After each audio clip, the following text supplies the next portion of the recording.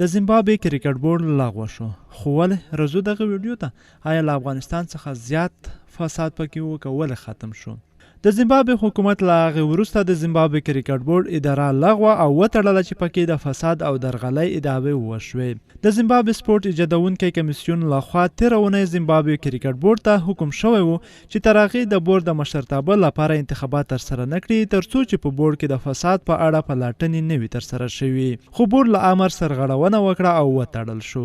د زیمبابوې د سپورټ ایجادي کمیسیون چارواکو ویلي دوی هدف همدا و چې زیمبابوې کریکټ بورډ ته د ICC لخوا راتلونکي پیسې د هغوی د ناسمې کارونې او همدا شان په بورډ کې دننه د درغلیو پلټنه وکړي. د یاد کمیسیون لخوا د بورډ ځینې غړي چې په هغې کې اجرایي ډایرکټر هم شامل دی له دندو لرې کړل شوي دي. د کمیسیون لخوا یو موقتي کمیټه هم جوړه شوې چې مشري د زیمبابوې کریکټ بورډ پخوانی غړي ډیوډ ایلمن ته ورسپارل شوي او کرکټ چارې به پر مخ وړي. د زیمبابوې چې د کرکټ نړیوالې شورا لخوا بشپړ غاړیتوب لري او د یاد شورا لخوا به په دې موضوعاتو د راتلونکي میاشت په عمومي ناسته کې پرې خبرې وشي.